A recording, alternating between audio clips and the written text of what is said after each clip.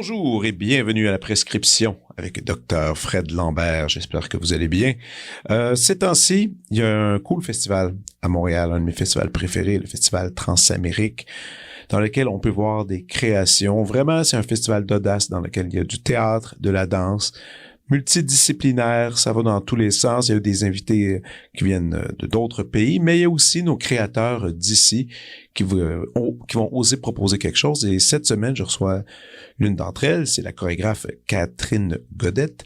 Ça fait longtemps qu'on voulait se voir, on a essayé à quelques reprises, ça fonctionnait pas, puis on s'est dit que cette production-là, c'était la bonne occasion. Alors, on est allé un peu en détail, on a gratté sur les idées, son processus, comment elle a créé le truc. Elle est encore en train de le créer à l'heure que vous écoutez cet épisode, puisque la présentation de cette création, premièrement, le nom est Odd, c'est le 1er, 2 et 4 juin au Festival Transamérique. Alors, je vous conseille fortement de vous acheter des billets, d'aller voir ça vaut la peine. De la danse, comme de la danse contemporaine comme j'aime tant. Alors voilà. Mais tout d'abord, laissez-moi vous la présenter. Catherine Godette a complété un baccalauréat et une maîtrise au département de danse de l'UQAM. Elle signe sa première chorégraphie en 2004 et se fait remarquer les 2 années suivantes avec Grosse fatigue et L'arnaque. En 2009, elle s'intéresse aux effets du manque dans sa première œuvre longue, L'invasion du vide. Dans Je suis un autre, de 2012, elle gratte le vernis de la façade sociale pour révéler l'ambiguïté d'être aux prises avec leurs contradictions, intention qu'elle poursuit avec Au sein des plus raides vertus en 2014, s'appuyant cette fois-ci sur la notion de moralité. En 2016, elle co-signe avec le metteur en scène Jérémy Niel la très excellente et lamentable tragédie de Roméo et Juliette, pièce qui transpose la légende shakespearienne en un huis clos aussi sensuel que mélancolique.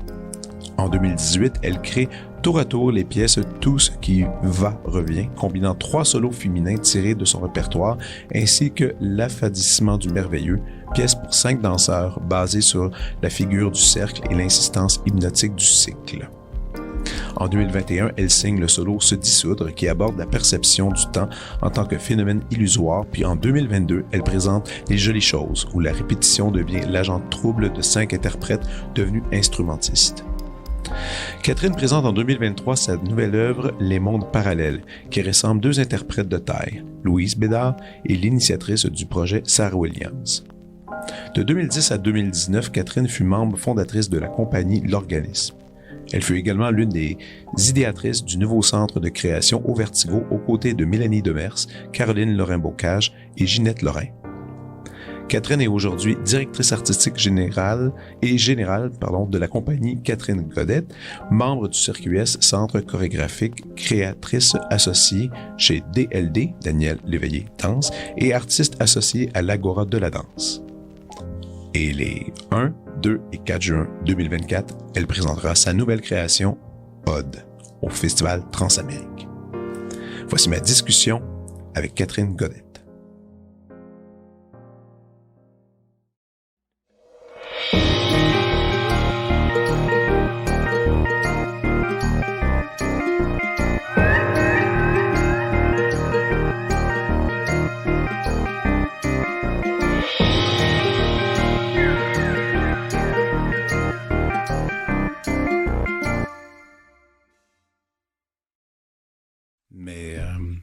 Mais aussi, il faut dire qu'en ce moment, t'es en...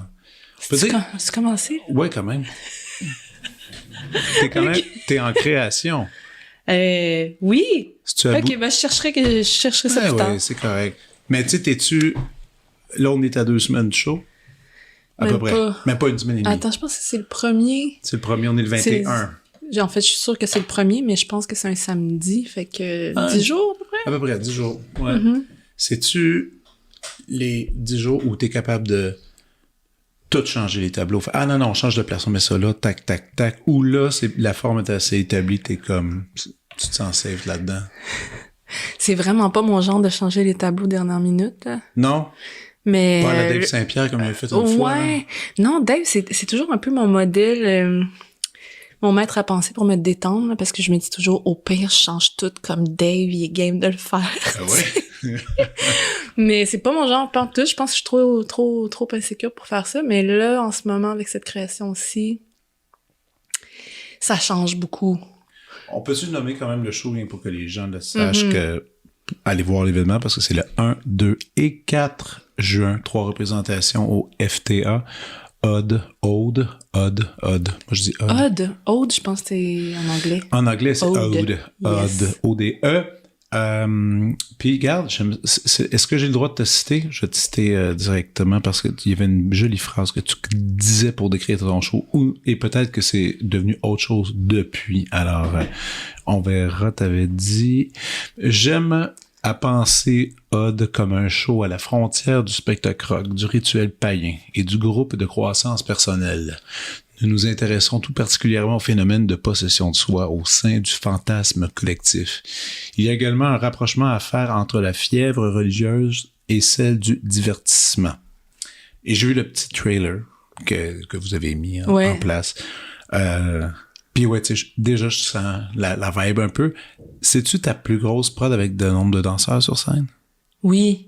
J'ai parce déjà que vous êtes 10, là. On est même 11. 11? Okay. Oui, parce que Ariane Levasseur, qui était stagiaire dans le projet, était tout le temps dans les tableaux, finalement, puis ça se passait super bien. Fait qu'à un moment donné, ben l'évidence saute aux yeux, puis on s'est dit, pourquoi pas l'intégrer? Ben ouais. Fait que finalement, on est 11. Wow. Fait que oui, c'est ma plus grosse prod. J'ai déjà travaillé avec, je pense même plus de danseurs, danseuses, mais dans des cadres académiques. OK. Où j'étais invitée à chorégraphier. Ouais. C'est une autre game. Ouais. De tes prods, parce que j'en ai vu quelques-unes, il me semble, moi, j'avais déjà vu 5, 6, mais là, de ce nombre-là, j'étais comme, OK, est-ce que c'est le FTA qui t'a dit, OK, on a envie d'un gros show? Non. Carte blanche. Non. Vas-y. Non, c'était pas ça. C'est pas le FTA, c'est, j'avais appliqué à une résidence, la résidence longue durée du CCOV. OK. Qui agit comme producteur. Puis le CCOV, c'est vraiment pour créer des œuvres à grand déploiement, si on veut. Puis ça peut prendre toutes sortes de formes. Là. Il y en a qui se lancent dans des scénographies ou avec du travail technologique. Mais moi, c'était vraiment pour avoir accès à plus d'heures de répétition avec plus de danseurs, ce que j'avais jamais fait. Fait que j'ai appliqué à ça, cette résidence-là aussi, dans une visée un peu de formation continue, tu sais, parce que je me disais, il y a jamais possibilité, avec les moyens que j'ai, mais en tout cas, de créer une œuvre, justement, à plusieurs interprètes, puis je me disais que, ouais, fallait que je m'exerce à ça. OK. Fallait que je me frotte à ça, pour le meilleur et pour le pire, fallait que je le laissais pour... Pourquoi fallait? Pour développer des compétences. C'était des compétences de diriger un plus grand nombre de gens sur scène ou pour des compétences chorégraphiques ou... Tout ça! OK.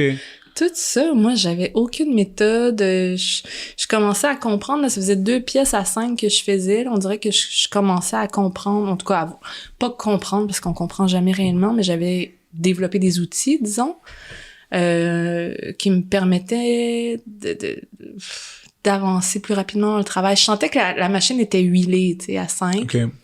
Donc, tu me diras, j'aurais pu juste aller à 7, là. Ouais. Tranquillement monter dans les chiffres. Tranquillement monter dans les chiffres, mais je sais pas, c'était un défi que j'avais envie de me lancer. Puis aussi, je me disais, tu sais, c'est aux 3 ans, la résidence du CCOV qui revient. Puis quand j'ai appliqué il y a 3 ans, je me disais, c'est maintenant ou jamais. Comme... Si j'applique dans 3 ans, je vais faire la prod dans 6 ans, ça va être trop tard. Là. Il faut que je batte le fer pendant qu'il est chaud. Puis, mais c'est ça, je l'ai eu. Tu l'as eu, puis tu t'es lancé. Avec. Donc, ça fait combien de temps que tu réfléchis à ce show-là? Que je réfléchis, depuis que j'ai... Non, c'est pas 2 vrai. ans? Non, depuis la fin du dernier show, qui est Les Jolies Choses, que j'ai présenté il y a 2 ans, exactement, Donc, passé. c'est ça. Tout de suite après, on est entré en création pour... en exploration pour ce show-là. Je suis curieux de savoir ta méthode de travail. Je connais pas mal de chorégraphes, je connais pas mal leur style, leur méthode. Moi, on se connaît, toi puis moi, via un monde commun de danse et qu'on s'est croisés dans un party, etc. Je connais tes shows, mais je connais pas, on n'a jamais, tu sais, genre... Jaser réellement de technique de travail. Je sais, tu sais aussi, je sais par contre, une chose, c'est que t'aimes vraiment le milieu de la danse parce que... Le quoi? Le milieu de la danse. Parce que t'as fait tellement de trucs, tu sais, t'as collaboré avec tellement de monde, mais aussi sur différents rôles de derrière la scène, devant la scène, presque sur la scène. T'as dansé aussi pendant un bout. Eh oui, mais dans mon autre vie. Ah ouais, dans ton autre vie, t'as dansé. Ouais. Donc, tu sais, tout ça, c'est, pour moi, c'est synonyme de quelqu'un qui aime tellement ça. Qui aime la danse, mais qui doit aimer le monde. Je sais pas, c'est quoi ta vie de la danse? Non, mais tu sais, il y a du monde qui vont, je serai interprète toute ma vie, puis après, c'est tout. D'autres qui vont dire non, puis d'autres qui s'y accrochent réellement. Tu sais, t'enseignes aussi. Tu sais, t'as fait, puis tu donnes encore des classes, ou du moins ce que j'ai cru comprendre. Pas en ce moment, mais... Pas en ce moment, mais t'en as déjà fait. Oui. Donc, avec tous ces chapeaux-là, quand tu te mets à faire une recherche pour A, d'exemple, c'est quoi? Comment tu pars? Comment tu dessines? Moi, c'est ça, je suis curieux. Est-ce que tu sais en lisant? Est-ce que c'est en écoutant de la musique? Est-ce que c'est une espèce de recherche comme ça? Ou c'est plutôt, je vais chercher mes interprètes, on va en studio, et là, ça va se passer maintenant? Ouais, c'est plus la deuxième version là, que tu me proposes. J'aimerais ça que ce soit la première. On dirait que j'ai une image romantique là, de moi mais dans y en a mon plein salon, qui font ça. À lire des livres, puis à m'inspirer, mais ça marche pas tout. Non? Non, moi, c'est vraiment... Je choisis les interprètes, je m'en vais en studio, puis en fait, il faut absolument que j'ai une page blanche. Donc... En studio? Il faut pas que j'ai cherché à savoir ça va être quoi le thème, quel genre de je sais pas, de travail gestuel on va faire. Faut absolument que je m'accroche à rien d'intellectualisé ou de préanalysé. Mais tu dis que ça s'accroche à rien, t'arrives en studio, tu dois amener une certaine musique pour aider à bouger, à improviser. Déjà rien qu'en choisissant cette musique de base-là, il doit y avoir tu penses ça, une intention. Indéniablement. Non. Non, même pas? Ben, des fois, oui. Des fois, non. Ça dépend vraiment du mood, du moment. J'ai cette conviction, mais qui est basée absolument sur rien là, de scientifique. Mais j'ai cette sensation-là, je vais le dire comme ça, plutôt que j'entre en studio avec les interprètes, puis qu'il y a une forme d'inconscient collectif de groupe là, qui va traverser ces êtres humains-là.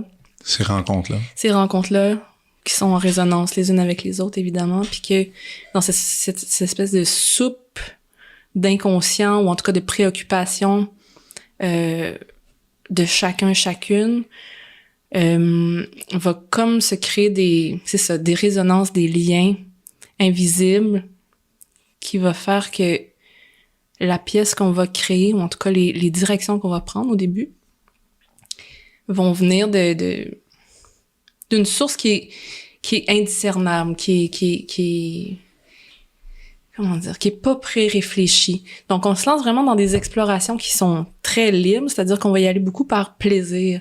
Si je me fie, par exemple, à Odd, là, la pièce qu'on a faite, je sortais du FTA, j'étais vraiment un peu au bout de mon rouleau. Puis j'avais travaillé sur une pièce super paramétrée, très mathématique, dans l'espace, le temps, le corps. Puis là, j'avais envie de flyer loin de ça. Donc, je suis entrée, moi, en studio avec cette espèce de désir de rire et de légèreté. Puis, c'est ça que je veux dire par résonance. Cette espèce de rire, désir de rire, de légèreté, c'est contaminant aussi. Ça, c'est comme répandu un peu chez les autres, puis tout le monde était un peu dans ce mood-là aussi, parce que c'était la fin de la saison et tout. Surtout donc, avec la gang, t'as une maudite belle gang avec toi d'interprètes, tu sais. Ouais. Tout le monde qui vont t'amener, puis tout le monde a un espèce de bagage différent, qui vont t'amener avec des espèces de pistes. Ouais, complètement opposées des fois. Ouais. Mais je dirais que le point commun de tout le monde dans ce groupe-là, c'est vraiment l'ouverture puis le désir de plonger dans l'inconnu. Donc, c'est ça, on avait envie d'un peu de légèreté, puis je pense qu'une des premières choses que j'ai dites, c'est, il me semble qu'on devrait chanter, tu sais. C'est quelqu'un qui a une toune en tête, puis là, on est parti sur la tune que quelqu'un avait en tête, puis on a décidé qu'on allait chanter ça, puis là, écoute, je t'évite les détails, mais au départ, Non, on avait tellement envie de, c'est ça, s'en aller loin de ce qu'on venait juste de faire, qu'on s'est dit, hey, c'est tellement cool chanter ensemble, on va faire une comédie musicale, c'est ça qu'on va faire. Puis là, je sais pas, il y a des mouvements ou en tout cas des situations dans les explorations qui font penser à autre chose. Puis là, tranquillement, ça bifurque. Fait que là, on s'est dit, ah ouais, OK, on va faire une comédie musicale, mais d'horreur. T'sais, il faut qu'il y ait une tension là entre plaisir coupable et OK. Tragédie sanglante, si on veut. Fait que là, tranquillement, on est parti là-dessus, je te dirais, pour un bon bout de temps. T'as écrit des textes? J'ai écrit des textes? Je sais pas, question. Pas pantoute, Non. non. Je sais pas, comédie musicale, chanson. Ah, non, on est parti sur une tune. Une seule. Veux-tu que je te dise laquelle? Please. Attends, c'était quoi? La tune de Devin Hills, là. I Touch Myself. OK. Ouais. Horreur, I touch myself. Ah, je me sens mal, je me suis touché. C'est drôle comme choix de chanson. Ouais, je sais pas, c'était comme... On tripait sur cette tune-là parce que les paroles... Ben, premièrement, c'est une tune pop super entraînante. Ce qu'on voulait, ce qu'on cherchait. Puis les paroles de la chanson sont très sexy chocolat, là. I touch myself, I want you to love me. Ah ouais. Je la connais bien, cette chanson-là. Ça a joué dans tellement de films. Attends, je vais aller te la chercher dans un instant, ça va sortir. Mais, oui, c'est bon, OK. C'est bon, mais c'est pas parce qu'on trouvait ça si bon que ça, quoique c'est un vrai bon plaisir coupable, mais... C'est drôle, là, tu parles de plaisir coupable, qui était un peu... Pas la bande maîtresse, mais qui était peut-être au début du processus. Oui. Ouais. Tu sais, parce que quand la façon que c'est décrit, ben, j'ai lu le petit truc que t'as dit, mais tu sais, dans la description du FTA aussi, une procession post-païenne. Pop païenne. Pop païenne que j'aime bien. 10 interprètes main dans la main, telle une ribambelle. Mais j'aime ça, il y a quelque chose d'un peu spirituel, un peu... Je l'aime pas ce mot-là, mais quand même, je vais peut-être le dire, naïf. Complètement. Complètement. Ouais? Okay. Oui. Mais... ouais, mais c'est plus ça pantoute, là. Je tiens à prévenir tout le monde. Parce que, tu sais, après, on y va avec I love myself, I want you love me. When I feel down, I want you above me. OK, c'était quand même... Vous chantiez ça toute la répète. Sans arrêt. OK. En répétant. Poignée de transe. Ben, on s'est rendu compte que les paroles de cette chanson-là aussi, c'est ça, mielleuse, puis un peu fade, qu'elles pouvaient être. Elles avaient aussi une connotation d'appel au divin, si on veut. Mm-hmm. Peut-être pas le I touch myself, mais I want you above me, I want you to... c'est quoi qu'ils disent après? I search myself, I want you to find me. Il y avait quelque chose de... C'est limite, il y a un ton de prière un peu. Oui, exactement. Là-dedans. Puis c'est là qu'on est tombé dans la procession. OK. Puis l'aspect naïf, païen de la ribambelle, ou en tout cas. Mm-hmm. Puis à un moment donné, on était là-dedans dans ces ribambelles païennes, si on veut. Puis c'est là que y a une fille dans le show, Aurélie, qui est arrivée avec le film Midsommar. Ben oui, mais c'est ça, je l'ai dit, il y a des teintes de ça un peu. Très bon film. Ouais. De Là, Ari c'était dans mes suggestions, là, fait que... On va en parler de façon talent. OK, je vends le punch. Puis c'est là qu'on s'est dit qu'il fallait qu'il y ait une tension, justement, entre naïveté puis quelque chose de souterrain qui gronde ou qui est inquiétant, qui est mystérieux, ouais. Puis on voulait finir carrément avec un sacrifice. Mais okay. Tu sais, de type série B, là, un peu, là, on rêvait que... Donc, il y a quelque chose quand même, c'est ça, ça a commencé avec une chanson, là, tu parles de cinéma, il y a un aspect aussi cinématographique qui s'installe même dans la trame narrative, mais qui va influencer aussi les tableaux que tu vas proposer. Ou pas? Il y a rien de cinématographique là, dans le show, alors? Dans mon traitement. Dans le show, aujourd'hui, absolument pas. Hey, on est loin de ça aujourd'hui. Là. OK. J'ai hâte d'y aller. Moi, je fais juste parler du processus, mais on est tellement parti d'ailleurs pour vraiment tout est lagué, puis aujourd'hui, c'est ça. Tantôt, Il reste presque rien de ce que je viens de raconter. Mais tantôt, tu disais, tu sais, je sortais d'un show super mathématique, calculé. Tu sais. Même si le sujet ici a l'air un peu hippie, là, vous êtes en répétition, là, tu es en train de le cadrer, tu es en train de le resserrer. Est-ce qu'il est en train de se... Malgré l'esthétique proposée, est-ce qu'il y a une mathématique qui s'installe? Qui est sévère, ouais? Ouais. Oui, parce que... Parce que des shows, moi, de ce que je retiens de tes shows, je les adore, tes shows, c'est super touchant. Mais je vois... À chaque fois, je me dis, wow, il y a un calcul incroyable. L'interprète... Je pense que les interprètes ont quand même une certaine liberté d'ajouter une mini-touche ici et là, mais ça demeure que c'est bien préparé, c'est clean. T'sais, moi, je me souviens que la première fois que j'avais vu ça, j'avais été impressionné par ça. Puis, parce qu'en danse, tout le monde a son style. Ben oui. Puis, ouais, puis dans le tien, il y avait un peu de théâtralité, pas beaucoup, je trouvais, mais c'était plus axé sur le mouvement, puis... Je sais pas, dans ce cas-ci, tu dirais que c'est ça, donc ça s'installe là, déjà. Donc, tu regardes tes tableaux, les répétitions, tu fais, mettons, attention, un peu plus à gauche, un peu plus à droite, un peu de ça. Oui. C'est ça que tu fais? Ouais. Mais c'est moins pire que l'autre show, là, le show d'avant. Mais... Les jolies choses? Ouais. Mais un peu à cette sauce-là maintenant, c'est-à-dire que même dès le début, on travaillait beaucoup sur la répétition. Tu sais, tantôt, je te disais qu'on avait utilisé des phrases de cette chanson I Touch Myself, puis qu'on faisait juste les répéter en boucle. Il y a toujours, j'ai l'impression que en ce moment, je suis en train de clore un cycle où j'étais vraiment obsédée par le travail de l'effet, l'état hypnotique. De la transe. Ouais, mais pas tant chez les interprètes, vraiment. Non, mais chez le spectateur, en tout cas chez moi.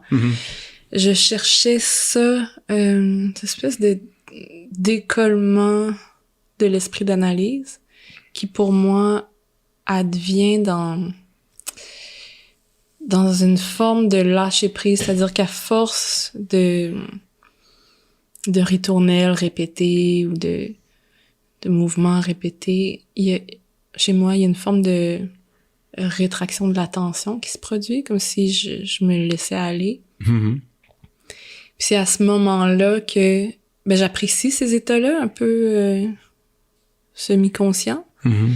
Puis on dirait que c'est dans ces états-là semi-conscients que je peux rentrer une surprise, ou en tout cas une mini-révolution dans le spectacle, dans l'œuvre, qui fait que il y a quelque chose qui va ouvrir, il y a une émotion qui va apparaître. Ouais. Puis toi, t'es un amateur de Philippe Glass, hein? J'ai pas vraiment le choix. T'as pas le choix en ce moment? Non, mais dans le sens que avec Moni Larry, on est dans le processus depuis quelques années maintenant à tous les enregistrer. Ouais. Donc, on a 2 volumes de faits, puis il nous en reste donc, ils sont disponibles seulement en digital. Il reste le 3e volume, parce qu'il est en train, Philippe Glass est en train d'en finir un encore. Ben là, on va l'avoir le 3e, puis là, quand le 3e va être fini, ça va être un coffret de 3 disques qu'on va sortir. Donc, on est bien excités. Ça devrait être dans peut-être 2 ans, puis on pense peut-être faire un truc pendant une semaine de temps, des concerts, conférences, puis peut-être faire venir Philippe Glass à Montréal pour faire un événement avec ça. Wow. Oui, j'aime ça. En même temps, c'est tellement difficile à jouer. C'est pas si difficile, mais c'est que cet effet de trance-là, t'es dedans, là. À un moment donné, tu peux perdre la carte. Puis tu sais plus si je l'ai-tu fait 2 fois? C'est dangereux. Ouais. Mais je comprends l'effet que c'est là, tu sais, à chaque fois qu'on joue ça tout le temps plein, puis les gens se... Ouais, il y a un recueillement comme qui se fait là-dedans, parce qu'on comme... ils s'oublient, ils oublient, je sais pas, puis là, ils laissent l'inconscient prendre de la place un peu, ben là, t'interprètes les choses différemment. Ouais. J'imagine, c'est ça. Je sais pas, mais moi, j'ai toujours travaillé avec du Philippe Glass. OK. Même si je suis pas... je connais pas là, tout l'étendue de son travail, là, pas du tout. Je suis pas du tout une spécialiste, même une fan finie. Mais c'est tout le temps quelqu'un, en tout cas, c'est tout le temps un artiste que je prends en référence pour mon travail. pour ces effets-là, justement. Moi, j'adore. Moi, je Cette espèce l'adore. de suspension du temps qui crée une forme de rétraction de la conscience, je sais pas comment le dire autrement, Ouais. ou d'apaisement ou de bercement de la conscience qui Ouais. fait que tout à coup, il y a, je sais pas, tu me corriges si je me trompe, Ah non. mais un chiffre dans la musique ou une note qui change, Ouais. une variation qui apparaît, puis tout à coup, l'émotion qu'on pensait qui arriverait jamais, Abouti, on ouais. avait baissé les bras, elle apparaît avec encore plus de force que si on ne fait que travailler sur des apparitions d'émotions, en tout cas. Non, puis Je tu le sais, perçois comme c'est ça. pas pour rien que je pense que ben des gens dans le milieu du mouvement aiment Philippe Glass parce que il joue bien avec ça, il contrôle bien les codes de ça. Mhm. Moi, un matin, c'est drôle, ça va nous amener à une discussion. Je me préparais pour notre rencontre aujourd'hui, puis ma façon de me préparer, ben c'est, tu sais, je jogue tous les matins. Donc, je pars jogger, petite heure de jogging, puis là, pour m'aider, quand ça dépend. Quand je me prépare pour un podcast, c'est là que je vais. Alors, je vais mettre de la musique un peu répétitive, qui va m'accompagner bien pendant le mouvement. Puis moi, une de mes pièces préférées, puis ça, faudrait que t'écoutes ça, c'est Michael, ben sûrement tu le connais, Michael Nyman. Oui, je connais le nom, là, mais... Compositeur minimaliste anglais, qui est vivant aussi encore. Mais il écrit une pièce qui s'appelle MGV, Musique à grande vitesse, qu'il a écrit en 1993 pour l'inauguration du TGV. Et c'est juste un voyage de train de 30 minutes. Mais quand tu pars là-dessus, tu t'en vas ailleurs, puis il y a de l'espace, justement. Moi, mon corps, il bouge, puis en plus, je suis capable d'aller dans plein de pensées, puis c'est vraiment cool. Mais il y en a, il y a Philippe Glass, vraiment le père fondateur de ça, mais il y en a un paquet d'autres qui sont j'écoutais John Luther Adams, qui a sorti un autre album cette semaine avec un quatuor à cordes, le Jack Quartet, encore aussi un truc minimaliste super puissant, qui fonctionne très bien. Brett Bassner, du groupe The National, fait la même chose. Il y a vraiment, si les gens composent comme ça, c'est que les gens en ont plus besoin qu'on pense, je pense. Toi, est-ce que t'aimes ça de faire hypnotiser? T'es-tu déjà fait hypnotiser? Une fois. That's it? Une fois, pour mes problèmes d'insomnie. As-tu marché? Ça n'a pas vraiment marché. Puis j'y suis pas retournée. Je pense pas que je suis une bonne candidate. Mais ces états-là, ouais, ce genre d'état entre deux mondes, un peu... Je les cherche fort, mais je pense que parce que je les cherche trop... T'es cherches fort. Ouais. Ah Ouais. Moi, je prends pas de drogue, là, mais j'aimerais vraiment ça. ouais, je comprends. Non, mais je comprends ce que tu veux dire. Je veux pas prendre de drogue parce que c'est comme... on sait pas trop comment on va réagir, Exact. mais il y a certaines drogues qui ont l'air agréables, selon certains. Je sais pas, là, moi, j'ai jamais fait de drogue parce qu'à un moment donné, à l'adolescence, je fumais du pot, là, puis à un moment donné, j'ai vraiment pas aimé mon trip, puis je me suis dit plus jamais, là, je veux sentir ce genre de truc-là. Comme ben du monde, hein? Ben oui. Mais là, c'était avant, là, que j'essaie le LSD, puis le moche, puis tout ça. Et là, ça m'a comme fermé la porte à ces expériences-là. Écoute, ces drogues-là, en tout cas, je veux juste t'informer, elles existent encore. Ah, là. oui, je sais. Tu peux quand même aller t'amuser si tu veux, là, tu sais. Je sais, j'ai une petite peur encore. Il y a encore les microdoses, puis tout ce que le monde embarque là-dedans. Je sais, j'en ai une dans mon tiroir, on m'en a donné une. Même la micro, j'ose pas la faire, mais bon. Là, j'exagère peut-être, mais tout ça pour dire que, ouais, cette espèce de... Je sais pas comment le nommer, ouverture de la conscience ou Ben regarde, quand tu disais transcender le réel. mais quand tu fais de l'insomnie, donc sûrement tu as déjà eu ton docteur t'a déjà donné des pilules pour dormir. Bon, tu sais, quand tu prends une pilule pour dormir, le 2 minutes avant de Sombrer dans le sommeil, ouais. ce feeling-là, il est le fun. Lui, il est pas pire. Il est pas pire. Ou tu fais-tu de la méditation, tu fais des trucs de même? Oui. Moi, ça me donne un peu ce buzz-là, quand même. Je t'avoue que là, en ce moment, tu sais, c'est dans les moments rough, là, de la vie. Ouais. Et plein d'adversités que, justement, c'est supposé servir, là, la méditation. C'est exactement à ces moments-là que j'en fais plus. Fait que je pense que je suis pas à point, là, dans mon, dans mon processus, dans mon cheminement. Mais oui, absolument. J'en fais... Hey, c'est un peu complexe de parler de ça, mais... Pourquoi? Parce que c'est entré dans ma vie On dirait, exactement pour ça. Comme si il y a toujours eu quelque chose qui était pas suffisant dans le réel pour moi. C'est probablement pour ça que je fais de l'art, qu'on fait de l'art, mais j'ai toujours été persuadée que mon esprit, nos esprits pouvaient accéder à beaucoup plus de connexion, Entre nous ou avec même plus gros que ça encore, ailleurs que ça, spirituellement? Spirituellement. Hein. De connexion au plus grand que soi, finalement. Au mystère de la vie, je sais pas comment le nommer. Ouais. Puis, c'est ça, tu parles de méditation, je parle de drogue, c'est un peu la même chose pour moi. C'est un peu pour décapsuler la conscience, comme ou la décrasser, comme de ses conditionnements. Ouais. Puis de l'ego, tu sais, que j'associe beaucoup à la peur. Hein. Dégager la peur, tu sais, puis ouvrir L'ego que j'associe à la peur, c'est bon, ça. C'est vrai, en plus. Je sais pas si c'est vrai, mais ça en fait partie, en tout cas, je pense. C'est pas indissociable. Des réactions de l'ego. Mais t'as pas encore trouvé. J'ai-tu l'air? Je bois ma bière. J'ai les cernes en dessous des genoux. Non, je pense que j'ai pas trouvé. Ça va venir. Ouais, je me demande si je trouvais, j'arrêterais de faire de l'art. Ou si, au contraire, mon art s'expandrait. Tu sais. Dans le sens où je sais pas si je fais de l'art aussi pour les mêmes raisons. Mais j'ai l'impression que oui. Tu sais, Mais les raisons shiftent avec le temps. Si les raisons changent, je présume. À un certain moment, tu fais de l'art parce que tu te tripes dessus. Un moment donné, parce que ça te fait sentir bien. Un moment donné, parce qu'il faut que tu gagnes ta vie. Puis là, le rôle de tout ça change beaucoup. Moi, il change beaucoup, beaucoup ces temps-ci. Ah oui. Ouais, je pense normal. Ça fait longtemps qu'on fait ça. Quand même. On se laisse prendre par des obligations, puis... Ouais. Des réputations à sauver, puis je sais pas trop. Moi, c'est de la musique.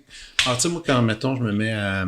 Quand j'ai des peurs, si j'ai de l'ego, c'est toutes ces affaires-là qui embarquent... le truc, souvent, c'est juste de regarder le bout de papier avec la musique d'écriture, puis tu fais « Oh! » C'est juste de la musique. C'est quelqu'un qui l'a mis. Tant que j'ai pas mis l'instrument sur mon épaule... J'ai mis l'effort, ça n'existe pas. Cette personne-là l'a écrite pour qu'on puisse rendre ça vivant de bord. Il est mort ou est morte ou peu importe qui l'a écrit, mettons, c'est la musique des morts. Mais la musique des morts. Souvent en musique classique, la plupart des gens jouent de la musique des morts. Moi, je fais partie des rares qui jouent de la musique beaucoup des vivants. Là. C'est la première fois que j'entends cette expression. Ah, mais la majorité des orchestres symphoniques ne programment que de la musique des morts. T'sais.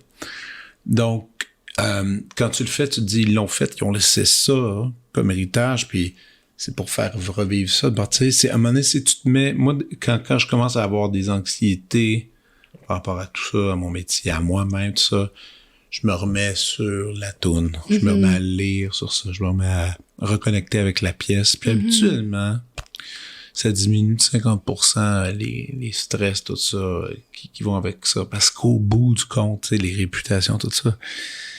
tout le monde s'en fiche, tu sais. Ah, complètement. C'est vraiment juste nous qui s'en préoccupons. Mais encore plus que jamais maintenant. Ah, ben oui. Il y a plus de critiques, il y a plus rien, le monde ne savent plus rien, ils vont pas, le monde, oui, il y a encore des gens qui vont avoir des shows, un peu, mais tu sais, c'est pas comme une certaine époque qu'on a connue, tu sais. Donc, faut que tu le fasses vraiment parce que, tu sais, tu tripes, puis ça te fait du bien, puis non, mais c'est intéressant. Puis tu parlais de spiritualité. Moi, je l'ai souvent dit, en plus que moi, ma connexion avec la musique, c'est très spirituel. Pour moi, ça n'a aucun sens que des humains ont écrit cette musique-là. Je comprends pas encore. Ah oui, hein? Même si je l'ai analysé, même si je comprends comment ça marche. Ils venaient pas de ce monde? Non, moi, je comprends pas qu'il y a des humains. Je comprends pas Bach, je comprends pas Beethoven encore. Même si je comprends ce qu'ils ont fait aujourd'hui, puis que en cette période de temps-là, où il y avait des chandelles où le soir, on ne pouvait pas travailler, la limite de temps était bien plus serrée. On réussit à faire des catalogues de tunes démesurés avec une espèce de savoir qui est... Mais il y avait quand même beaucoup moins de bruit à cette époque, là. moins Ouais. de diversion. De Ouais, bruit, il y avait un focus. Sûrement, il y avait un focus qui était redoutable, probablement. Mais ça me sidère encore. Mm-hmm. Donc, pour moi, il y a ça aussi, là. Tu sais, il y a cette espèce d'état-là qu'à chaque fois, j'en reviens comme pas. Mm-hmm. Bon. Tant que quand je commence à en revenir, peut-être que je ferai autre chose. Ouais. Mais tu sais, tantôt, tu disais, ça me calme quand je regarde juste la feuille de musique, ça me calme les anxiétés. Puis tantôt, quand je parlais de préoccupations là, par rapport à, je sais pas, la réputation, l'anxiété, c'est pas...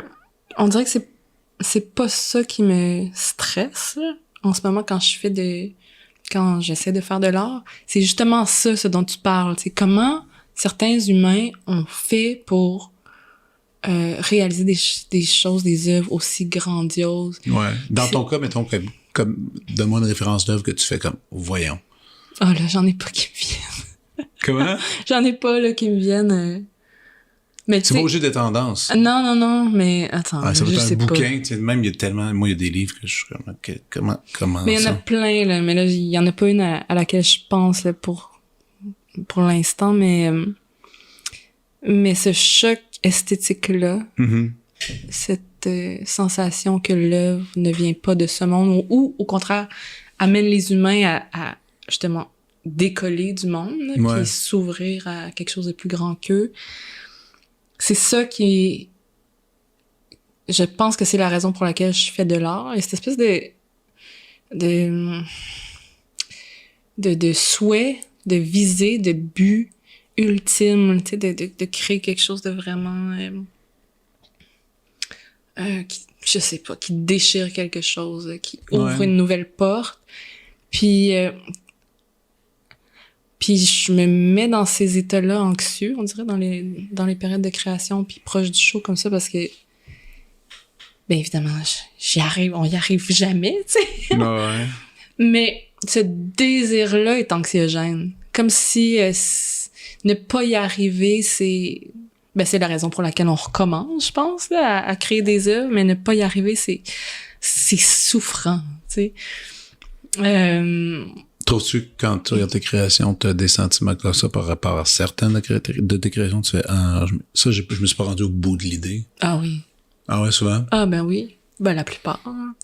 Donc t'es assez insatisfaite, Ben, en général. je suis assez insatisfaite, puis c'est ça, j'imagine que c'est la raison pour laquelle je continue d'en faire, comme si tu parlais de train tantôt, là, comme si le paysage recule constamment, là. Puis c'est une espèce de course contre moi-même là, que j'effectue pour atteindre l'inatteignable, là, finalement. Fait en ce sens-là aussi, c'est un parcours très spirituel, tu sais, parce que le nirvana, là, puis l'illumination, là, je suis pas sûre qu'on l'atteigne. Là. Je pense que quand on l'atteint, on le sait même pas.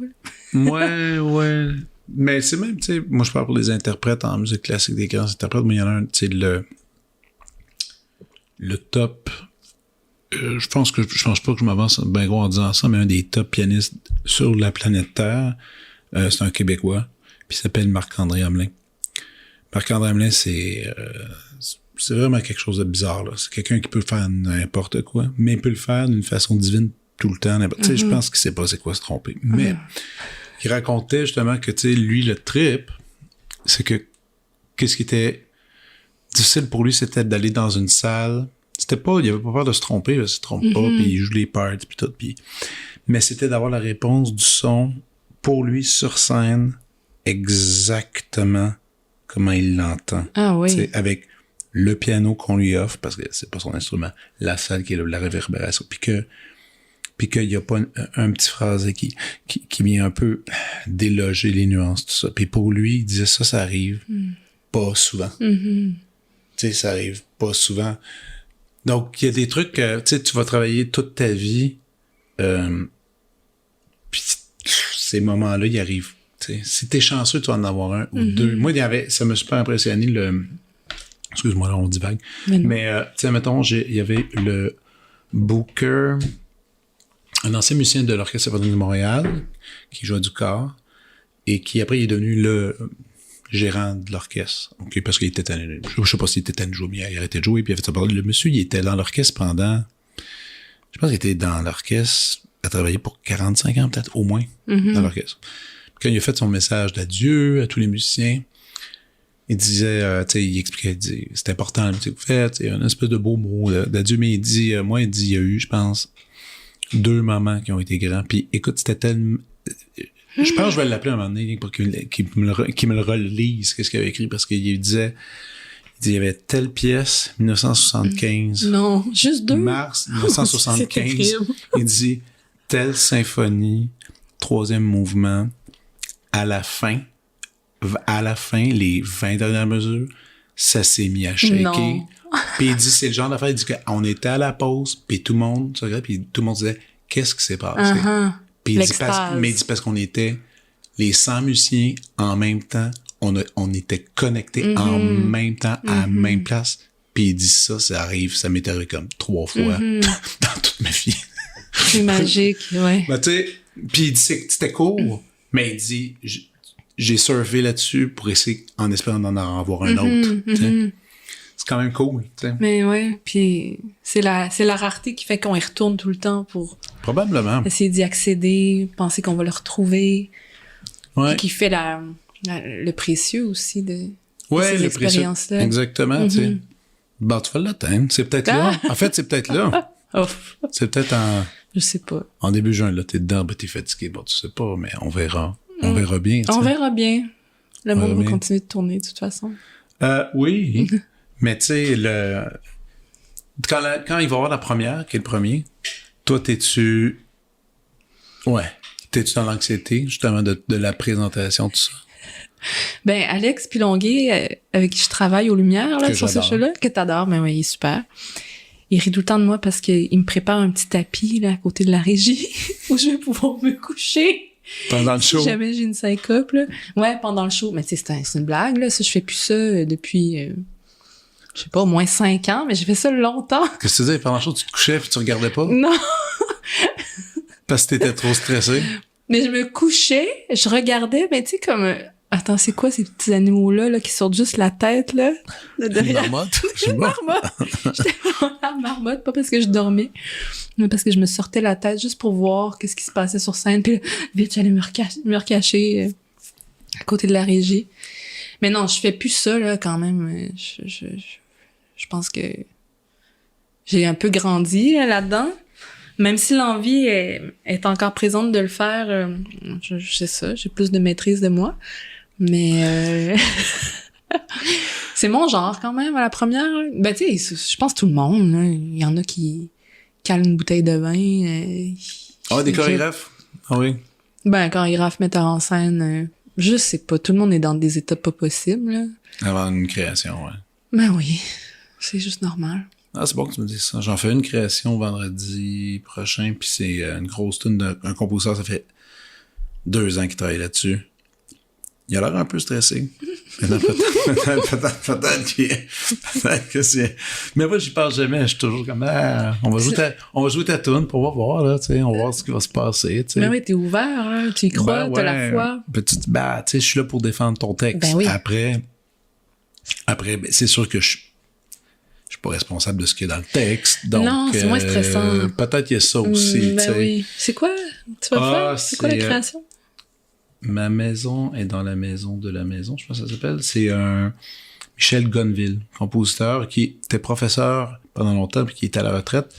Puis ça, j'aime ça parce que c'est des projets de retraite, c'est des projets de cœur. Bon, c'est un monsieur qui n'est pas obligé de composer, puis lui, il dit, hey, je vais vous offrir de quoi, je vais écrire de quoi. Ben là, on va jouer son œuvre, qui est compliqué, qui est très difficile, très long aussi. Donc, ça demande un focus super présent. On va voir qu'est-ce qui va se passer. En fait, ça va être une surprise pour tout le monde.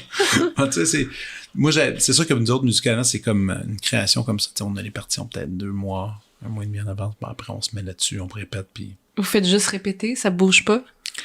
Oh, ça bouge. Des fois, le compositeur va faire, je me suis trompé, il va arracher une page, il va dire, puis il va changer des tempos, changer des affaires, là, tu fais, OK. Puis là, ben, c'est ça, c'est une création de bord.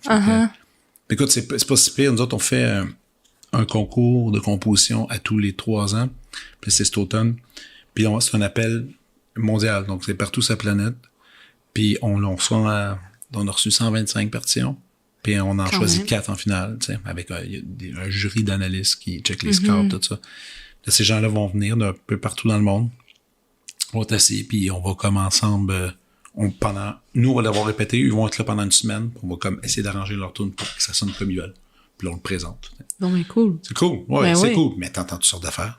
Écoute, des gens qui sont venus de partout, Brésil, Chine, Angleterre, tout ça. Bon, au fil des années, on a rencontré toutes sortes de monde. Mais ça, c'est de la création pure et dure. Donc, c'est pas... Ouais, c'est toujours intéressant parce que tout le monde a un vocabulaire différent. Tu sais, puis même, c'est fou, tu regardes le scout, tu fais « Ah, lui, il étudie en Allemagne. » Ça, c'est sûr. Avec la façon qu'il pose les affaires...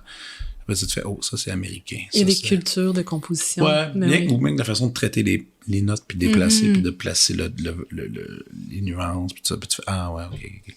Non, c'est pas pire, c'est le fun. C'est le fun, la musique, pour ça. Mais, on va revenir à toi, parce que je parle de moi. Dans ton cas, tu as ce show-là. Là, il va sortir. Ouais. Qu'est-ce qui se passe après?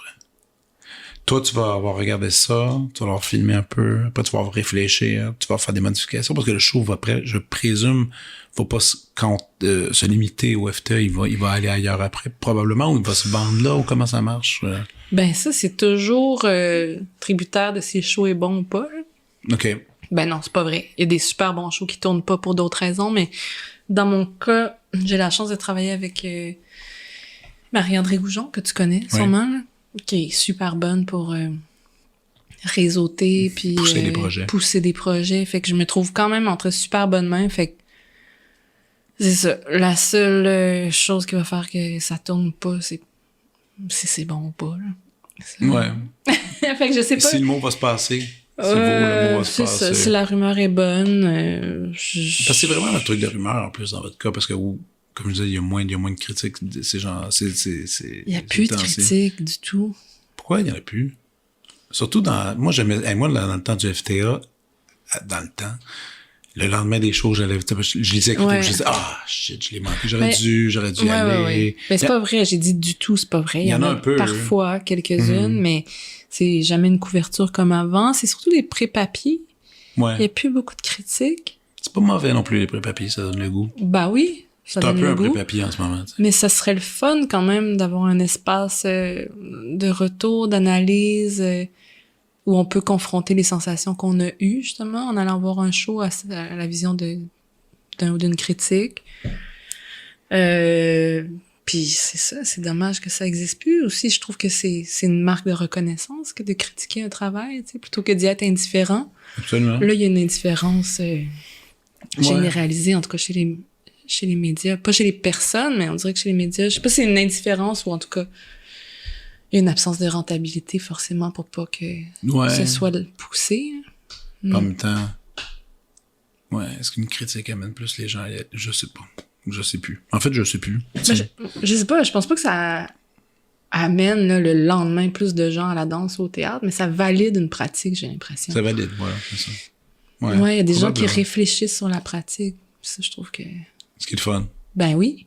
Parce que le monde travaille fort. Confronter son regard, c'est le fun, là, au regard de quelqu'un d'autre. Toi, tu as travaillé sur cette prod-là au courant des 2 dernières années. Tu as travaillé là-dessus. Inénard, tu fais-tu d'autres choses parallèlement? Est-ce que justement, comme tantôt je disais, des fois, tu chapeautais d'autres projets on the side. Toi, est-ce que tu es full-time dans la danse ou tu fais d'autres trucs qui ont aucun rapport? Ben là, les 2 dernières années, ça a été quand même intensif. Là. J'achève un genre de cycle mais c'est ça. super congestionné. Là. Ouais, c'est ça. Tu finis un cycle tantôt. Tu disais congestionné, mais tu disais aussi esthétiquement que tu allais changer. Ça s'entendait, ça. On le sait pas. On sait jamais, mais j'ai la sensation que j'achève quelque chose. Après, l'avenir nous le dira. Là. OK. Je le ferai pas par défi. Je fonctionne pas comme ça, là. Je vais vraiment par sensation, par feeling. Mais non, c'est ça, les 2 dernières années ont été vraiment congestionnées, même les 3 dernières années. Entre autres à cause de la COVID, parce que les projets ont été retardés. Oui, ça a affecté beaucoup de monde. C'est ça, ils ont été repoussés un peu tous dans la même zone temporelle. Puis il y a des nouveaux projets qui sont nés. À travers pendant ça. la pandémie, parce que comme on pouvait pas être en studio, la seule chose qu'on pouvait faire, c'était des solos, ou à la limite des duos. Fait qu'il y en a qui se sont... Ah, d'ailleurs, il y en a un, j'étais très déçu, j'étais à Vancouver, festival, puis t'avais pas une... Marie-Philippe, ouais, c'est du Sud. C'est ça, puis là, Ouais. moi, j'étais dans l'avion, puis je regardais la programmation, puis j'étais Catherine va être là, cool. Ben ouais. Puis finalement, t'étais pas là. Mais t'avais une de tes pièces qui était justement un solo qui a été créé pendant la pandémie. En 2021, Exact. si je me trompe pas, mai 2021. Puis je l'ai même pas vu le show parce que j'avais un show en même temps que ce show-là. Aussi plate que ça. Inacceptable. Ouais. Ouais, ben c'est ça. Il tourne encore un peu. Peut-être tu vas avoir l'occasion de le voir. Bah oui. Mais c'est ça, j'ai beaucoup fait de création. J'ai créé... Ben c'est ça, en septembre dernier, on a travaillé sur Main Moite. Oui. En mai, on a travaillé sur un duo pour Louise Bédard et Sarah Williams, qui s'appelait Les Mondes Parallèles. Puis avant, c'était Les Jolies Choses. Puis avant, c'était Se dissoudre. C'était vraiment congestionné. Puis parallèlement à ça, je travaille sur des projets connexes, comme on reprenait en janvier Face à Face, le show de Jérémy Niel sur lequel j'ai travaillé un peu à la chorégraphie avec lui. Toi, tu prends une pause après? J'espère que oui. Une petite pause? Oui. C'est sûr que je prends une pause de création. Un petit ressourcement. C'est sûr. Oui, puis à un moment donné, c'est si pertinent, là, ce qu'on a à dire? Là? Je sais pas. Dans ton cas, je peux te confirmer que oui, là. Moi, j'aime bien ce que tu proposes, là. Non, mais je te remercie beaucoup. Mais est-ce que tout le monde est pertinent? Non. Non, mais c'est comme parler tout le temps, tu sais. À force de parler tout le temps, à un moment donné, soit tu te répètes ou tu parles pour rien dire. Forcément, il y a des poches de vide là, qui se créent. Donc, les silences sont bienvenus. Ouais, mais en même temps... Dans la danse, comme... les silences sont bienvenus dans la danse. C'est déjà pas mal silencieux. Quoi que ça part-tu dans ton show? Y a-tu un peu de... C'est un secret. Ah, ok, on verra. Ça dure 1 heure. Quand même, théâtre du CEP. Genre du CEP. C'est un théâtre facile à Je dealer? sais pas, je suis jamais allée. Ok, vous êtes pas rentré. Non, puis ça a été quand même lancé en janvier, là, cette programmation-là, puis Ouais. le show était loin d'être fini. Fait que 1 heure, je suis pas sûre qu'on va se rendre en 1 heure, là. À date, on a 54 minutes. Ben oui. Puis du CEP, je sais pas, ouais, puis c'est marqué, je pense, un show saisissant, là. Je sais pas. J'ai pas vu. Ça se peut. Ça me fait toujours rire quand le show n'existe pas, là. Un code de trans collective des plus saisissants. C'est saisissant, là. Mais je sais pas, il existe pas encore, fait que... Ben, moi, j'y crois. C'est un beau défi, mais... On essaye très mais fort. Ça, c'est le mot que tu dis à chaque répète. Alors, recommence le monde. C'est pas assez saisissant. C'est ça, s'il vous plaît. On se saisit. On a une commande à livrer. Mais, fait que c'est ça. Puis du CEP, non, j'ai jamais mis les pieds. Ben oui, comme spectatrice, mais Ouais. pour présenter un show, jamais. Ben c'est un super beau théâtre, Ben là, oui. quasiment trop beau. Moi, je trouve que, tu sais, il y a des sièges rouges. Moi, je suis bien intimidée par les sièges rouges, là. Je trouve ça bourge à fond, là. Ah, ouais. Mais tu sais, ça, c'est dans ma tête. C'est symbolique. Toi, tu veux des sièges inconfortables. Moi, je suis bien à l'aise à la chapelle, là. Je savais J'aime ça quand ça peut pas. Je savais que mais non, mais c'est évident. C'est comme la balance parfaite. La chapelle, c'est parfait. Puis qui change rien, eux autres. Ben Qui non, gardent ça de même. on aime ça que les bancs craquent. Tu sais, c'est comme, on dirait que ça veut dire tout est permis, go, tu sais, lance-toi. Fait que du CEP, pour moi, c'est intimidant, puis j'espère être capable de percer cette intimidation-là, on dit ça. Cette manière d'être intimidée que j'ai. J'espère pas en être trop influencée. Tu sais. Ouais, parce que je comprends ce que tu veux dire. Ces lieux-là, ils sont aussi extrêmement teintés par le théâtre. Tu sais. Ouais. Donc après, dis-toi que tu vas faire vivre à cet endroit-là une autre affaire. Tu sais. C'est ça aussi qui est pas pire. Une autre patente. Une autre patente. Tu vas aller faire shaker les fantômes du théâtre. Y a-tu des fantômes là-dessus? Oui, il y a tout le temps. Ah oui? T'en as vu? Non. Crois-tu à ça, les fantômes? Oui. Non, Joe? Ouais. T'as eu des expériences? J'ai pas d'expérience de fantômes là, où on les voit. Là. Ah non. J'ai jamais rien vu. Mais ça va sonner vraiment fucké. Là. J'ai déjà entendu des voix. OK. Puis ouais, OK, ouais, c'est le genre ouais. d'affaire. C'est le genre d'affaire. Mais il y a très, très, très longtemps, là, j'étais ado. OK. Puis ça s'est jamais reproduit par la suite. Tant mieux. Mais, tu sais, c'est comme je te disais tantôt, j'aime ça, croire que la pièce existe, préexiste dans le groupe, puis que elle va advenir à force de contamination. Je pensais jamais dire ça à quelqu'un, mais faut que tu fasses de la drogue. on dirait que c'est ça. C'est ça qui se trame. Comme la ashwagandha, pis tout, c'est quoi l'espèce de drogue? Ashwagandha? Non, là, c'est un champignon très inoffensif. Qu'est-ce que je dis là? C'est pas tout ça. La ayahuasca. Ayahuasca? Ouais, c'est là, t'es rendu là. Oui, je sais. En plus, il y a plein de monde autour de moi qui en font, là, en ce moment. Apparemment, il y a un gourou à Rawdon qui en fait. Merci de me donner J'ai entendu parler de ça. Merci de me donner l'info. Mais non, mais c'est ça, j'aime croire à ça. J'arrive pas à discerner, à savoir si j'y crois vraiment ou c'est juste le monde serait trop plate si j'y croyais pas. Tu comprends-tu la nuance? Ouais. Tu vas-tu te faire les doigts les doigts pis tout. Non, pis ces ça, affaires-là. je suis jamais allée. Guidance spirituelle, t'es pas allé faire ces trucs-là? Les danses spirituelles. Non, guidance. Ah, guidance. Oui. Ben oui. Ouais, ça va. Oui, j'ai une médium. T'as une médium? Ouais. Ok, faut que tu me donnes un certain numéro de téléphone, par exemple. Absolument. Elle habite en France. Elle est pas pire? Elle parle aux défunts. T'es allé là? Ben oui, je l'ai consultée pour ça. Pour parler à mon papa. Ah, ouais. Ben oui, on s'en va-tu vraiment sur ce terrain-là, là? C'était game. Moi, ça me tente. Mais je sais aussi que t'as eu quand même... si je veux pas en parler, on va pas là. Vas-y. T'as eu un drame dernièrement, tu sais? Oui, ma sœur est décédée. Avec ta sœur. Avec fin ça. de l'année dernière. Ouais, je l'ai Ouais. consultée aussi pour ça. Aussi? Mhm. Puis ça marche?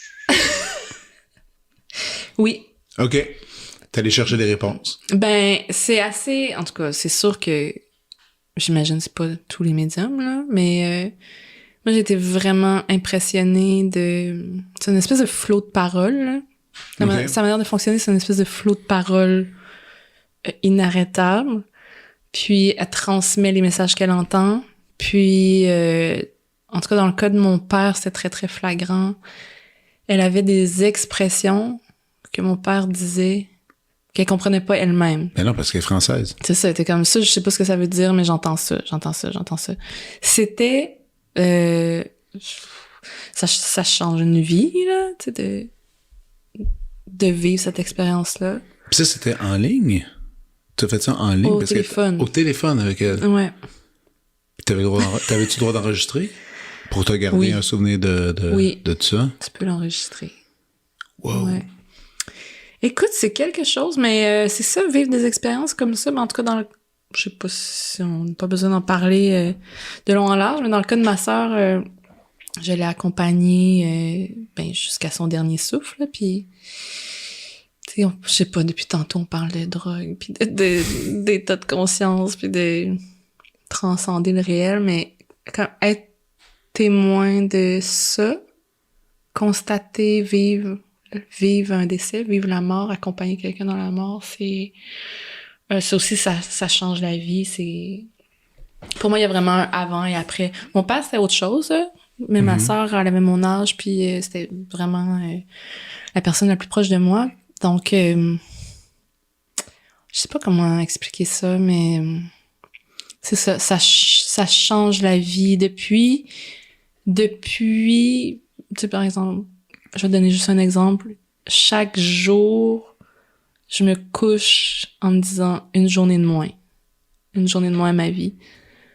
Pas d'une manière désespérée du tout, mais comme si j'ai besoin de ramener à mon esprit que la mort existe parce que j'ai été tellement choquée de ne pas être accompagnée, de ne pas savoir comment accompagner, de ne pas savoir quoi dire, de ne pas savoir de quoi ça a l'air une personne qui meurt. Comment ça, personne m'a jamais parlé de ça. C'est quand même étrange. Ben, t'avais-tu des gens en contact qui pouvaient t'en parler? Ça, c'est une autre affaire. Ben, on était aux soins palliatifs avec ma sœur, avec du personnel super, mais il y a un tabou. Je peux pas le nommer autrement. C'est peut-être cliché de dire ça, mais je l'ai vécu d'une manière tellement frappante parce que ça arrache tout, là. Tu sais, quand ça passe dans ta vie, ça arrache tout, puis t'as plus aucun repère. Tu sais pas si t'as bien fait ou mal fait les choses, tu te remets complètement en question, puis il y a pas de résonance, tu sais. Il y a pas d'accompagnement là-dedans. Ouais, ça, c'était tough.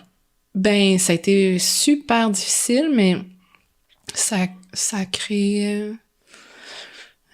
je sais pas, c'est ça, il y a un avant, il y a un après, je vois plus... Je sais pas, ça sonne... On dirait que tout ce que je dis, ça sonne cliché, mais je vois plus du tout la vie de la même manière. C'est ça, ça pose beaucoup la question du sens de la vie, puis où s'arrête la vie. Ouais. Est-ce que la vie s'arrête à la mort? Est-ce que ça s'arrête là? Hein? Qu'est-ce qu'il y a après? Qu'est-ce que je crois qu'il y a après la mort? Comment ça influence ma manière de vivre? Absolument. Ça, oui. Ça, c'est gros, oui. ça. Ouais. C'est sur bien. un point de vue de valeur, sur un point de vue même de décision Ouais. d'aborder tout. Puis après, c'est d'essayer de te dire que quand tu vas te rendre jusqu'au bout, finalement, oui, c'est sûr qu'il y a eu t'as des drôles de chemins, mais est-ce que la majorité du temps, t'as été capable d'être à la bonne place avec toi-même? Ouais. Ouais. Des questions qu'on se pose pas. Des questions qui sont pas nécessairement abordées, pas très populaires comme sujet de conversation. Pas populaire du tout, malheureusement. Parce que moi, j'adore parler de ça. Si profond, si riche. Ouais, puis ça nous appartient. On est tous des mourants en puissance, là. Mais ouais. Donc, ouais, puis c'est surtout que moi, en fait, moi, pour être franc, j'ai surtout beaucoup d'amis qui se disent athées. Puis ça, c'est plate parce que, pas que c'est plate, c'est une croyance en soi aussi, mais tu sais, c'est juste que ça coupe assez court le discours. Tu sais, tu fais, ah non, il n'y a rien après. Ah, OK. Puis ouais, tu fais, ça, mais puis tu on pourrait peut-être puis ils veulent, la plupart de mes amis, ils veulent pas trop aborder ce qu'on est en train de dire. Ils seraient malaisés. En fait, ils seraient assis à côté de nous en ce moment. Ils iraient ailleurs. Il serait pas bien d'imaginer que nous deux, on parle de ça. Non, même qu'on se dit, ben, peut-être que...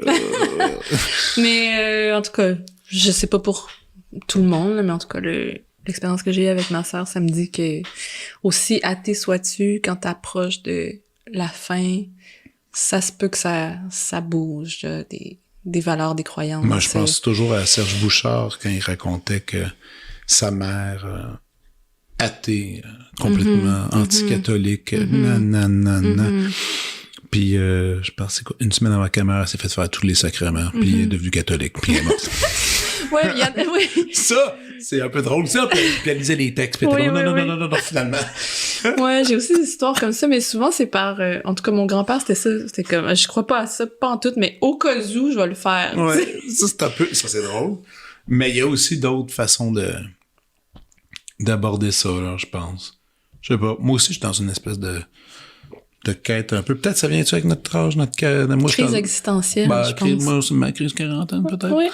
J'avais une crise des crises d'anxiété à 30 ans sur ma carrière, puis maintenant à 40 ans, je suis comme spiritualité. oui. Puis là, c'est peut-être c'est ça le sens de la vie, non, puis tout. Mais c'est que... Mais qu'est-ce que je fais sur Terre, là? Dans le fond, c'est ça. Ouais. Ouais, c'est gros comment. Puis moi, j'ai 2 enfants, mais ils me posent les questions. Ben oui, là. c'est ça. Ils me posent c'est les questions. inévitable. C'est des questions fondamentales qui apparaissent très jeunes. Puis nous, en plus, on a eu un décès il y a 2 jours avec la Caroline Dawson. Ah oui.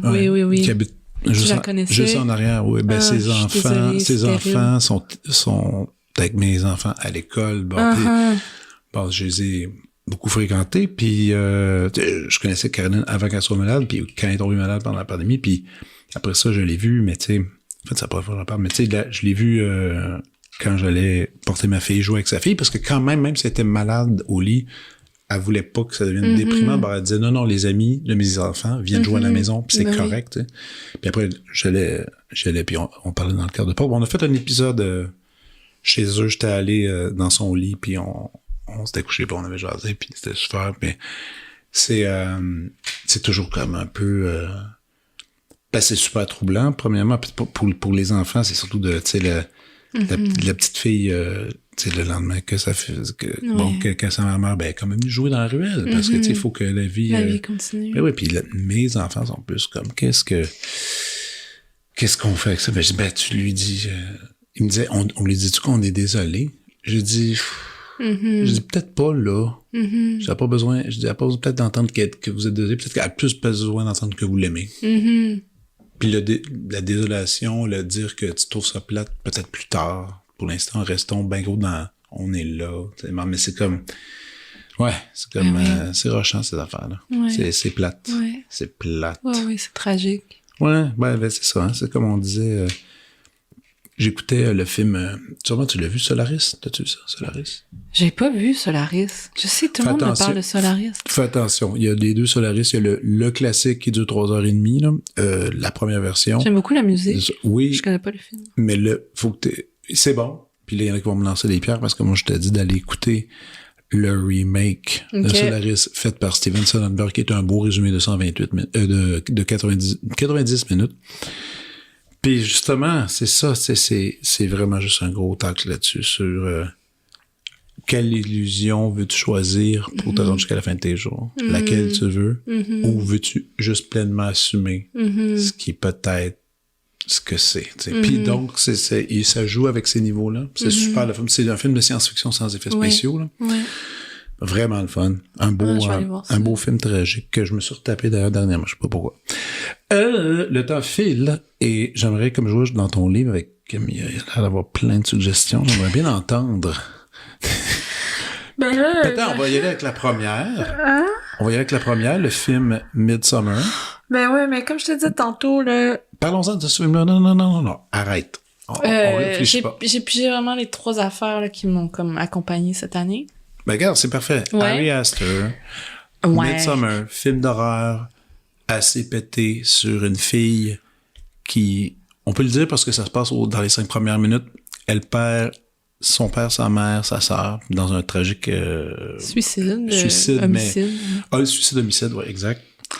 Et son chum, qui était sur le bord de la domper là, ben là, cette tragédie-là arrive, ben il fait, ben non, je peux pas la quitter, je suis obligé, il faut que j'attende un peu. Ben, lui, il est plus dans l'idée, combien de temps qu'on attend avant de domper quelqu'un qui est dans le deuil. Donc, quelque chose d'un peu drôle là-dessus. Puis finalement, ils s'en vont en Suède. Ouais. Faire un espèce de voyage, une espèce de trêve spirituelle avec une espèce de secte. Dans une communauté. Complètement et sectaire. ça revire très bizarre. On n'en dit pas plus, mais il y a cette espèce d'idée, justement, quand tu disais, tu sais, c'est comme horreur, tout ça, mais il y a des petites pointes comiques qui apparaissent ici et là. Moi, je trouve ça très drôle. Très haut, c'est super drôle, mais à la fin, un peu moins quand même. Puis, ouais, mais en tout cas, c'est discutable. Dur et drôle. C'est dur et drôle, mais c'est tout un univers, c'est un réalisateur qui en a fait des pas pires. Je sais pas si t'as consulté un peu les autres. J'ai pas vu Hereditary. J'ose pas, j'ai peur.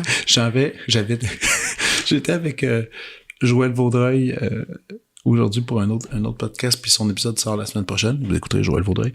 Puis je sais pas si on en parle dessus ou c'était après, puis on parlait de Hereditary. Puis il dit, écoute, j'étais allé le voir au cinéma du parc à 1h l'après-midi. Puis il dit, je suis sorti dehors, gros soleil, je suis en bike. Il dit, j'habite dans Schleg. Jusqu'à chez nous en bike, j'ai eu peur tout le long. Mais oui. Il dit, puis il y a du soleil. Puis il dit, je bike, puis je me disais, je suis encore dedans. Je suis dans le film. Parce que c'est quand même des bons films. Il paraît que c'est très bon. Ouais. Très bons films. Ça, c'est, je pense que c'est ça. As-tu vu Beau is Afraid? Trop long. C'est bon, trop long. Première moitié, le fun. Moi, je trouve qu'il y a une demi-heure de trop aussi. Ah, la première partie était très, très belle, très flabbergastante, je trouvais. Mais j'apprécie sa manière de se lancer dans toutes les directions, puis je sais pas, d'explorer, de tordre le médium, là, complètement. Ouais. Mais je suis d'accord avec toi. T'as pas vu son premier moyen-métrage en ligne? Il est sur YouTube. Quoi? En ligne, je savais pas. Il est en ligne, il est sur YouTube. C'est quoi, le nom? C'est super traumatisant. C'est... horreur aussi? Drame. C'est pas horreur, c'est plus drame. Écoute, ça, il va weird, là, sur comme un garçon qui est amoureux de son père. Ça va là. Dès le début. C'est très, très bizarre. Très pas correct. Mais c'est ça, c'est un gars, il est très talentueux pour te faire sentir pas bien, là. Donc, ça, c'est une des œuvres qui t'a accompagné Midsommar dans ta création. Beaucoup. Quels sont les Puis moi, je veux juste dire que moi, là, j'écoute pas les films d'horreur.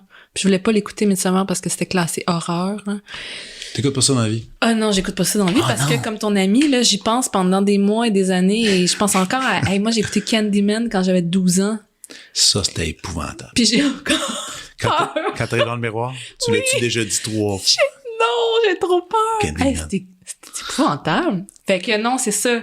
Et puis Mais de sa mère, je trouve que c'est pas horreur, hein, personnellement. Ça s'écoute, là. Ça s'écoute, mais c'est sûr que c'est dans l'horreur à la Candyman, là, slasher un peu.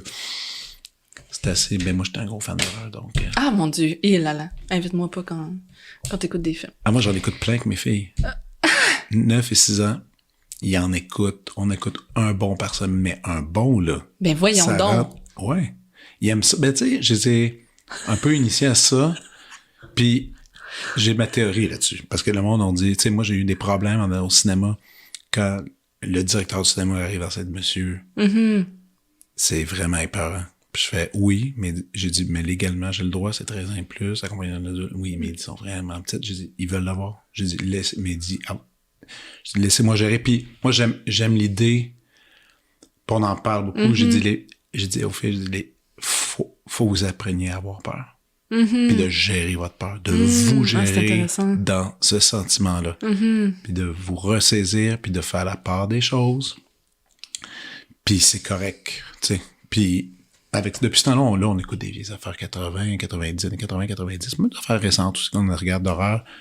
Puis ils ont peur pendant qu'on l'écoute. Ils se couvrent le visage, tout ça, mais... Après coup? Mais après ça, ils vont se coucher, c'est correct. Ben, c'est ça, mais il doit y avoir un gène spécial là, qui vient non, de toi. Mais, là, non, c'est juste... C'est se dire que c'est une fable, c'est une histoire, tu sais. Il y en a un qu'on a écouté dernièrement qu'ils ont une petite... c'était Old de Mr. Night Shyamalan. Je sais pas si t'as déjà entendu parler. Ça, c'est le fun. C'est des gens qui vont en vacances, super belle plage, ils vont déposer sur la plage, genre de tout inclus. Mais quand t'es sur la plage, puis ils se rendent compte après un certain temps que ils vieillissent en une journée, ils se rendent jusqu'à la fin de leur vie. Les enfants deviennent des adultes, tout ça. Il y a un effet, puis ils peuvent pas sortir de la plage, ils sont pris là, puis ils veulent s'enfuir. Ça fait peur, mes enfants, un peu. Ah oui, hein? Il y a une fille qui devient une grand-mère très rapidement, puis que ses os se mettent à craquer. C'est un peu trop, là. Ils ont fait, ça, c'était pas le fun. Ah, mais écoute, ça m'étonne vraiment ton histoire. Hein. Moi, ma fille, elle a écouté Coraline à 6 ans. Ah puis oui? j'essuie encore les dégâts de ça, là. Moi aussi, 6 ans, j'ai montré Coraline. Ma plus vieille a dit, je veux plus jamais voir ce film. Ah, OK. Je fais, parfait, je l'ai tassé. Une semaine après, elle fait, je pense qu'il faut que je le réécoute.